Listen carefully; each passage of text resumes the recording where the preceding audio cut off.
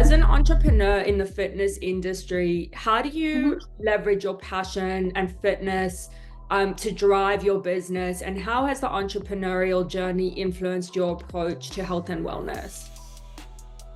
Well, my passion in fitness has always been there. When I decided to study nursing and science and behind like the stuff that really goes on inside our bodies, that most people are like, our bodies are so complex and they're so unique, and there's so many things that we can do to optimize our function, mind, body, and soul. Not, and I always want to stress that it's not always about your physical.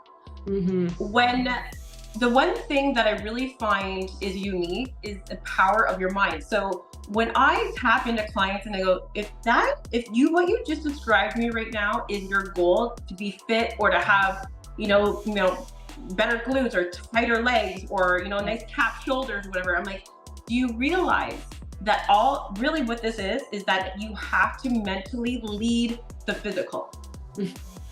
You can't in your mind think that it's going to be like, I can get this by under eating or go maybe underneath the caloric intake, doing hours of cardio and then pounding the weights and all these things. Because guess what? That is abuse to your body. Your body can't thrive in a stress state. Nothing can thrive in a stress state, especially if it's done long term. It's sabotaging, right?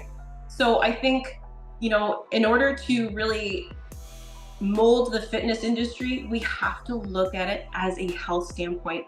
It can no longer be something of, the days of lifting really heavy, wearing, putting your form and your body at risk for injury because, you think that the heavier you lift, the more muscle you're going to gain. All these nutrition. We have to educate ourselves on what to feed our bodies, when to feed our bodies, and what works for you won't work for me. Absolutely. And I think that's when we have to start intuitively understanding what makes our bodies really run efficiently. And only really, and I used to say this in the ER as a nurse assessing a patient, I'm like, you are always going to be your best assessor. I don't know if you have regular bowel movements a day, or maybe you have them every 3 days. So when I ask you, are you regular? What is your regular? You know what your regular is, right? Definitely. So I think it's a three-parter, right? It's having to know, as a coach or an entrepreneur in this industry, you have to look at people as a whole. You have to be really good at connecting with people. You have to be really good at communicating to people.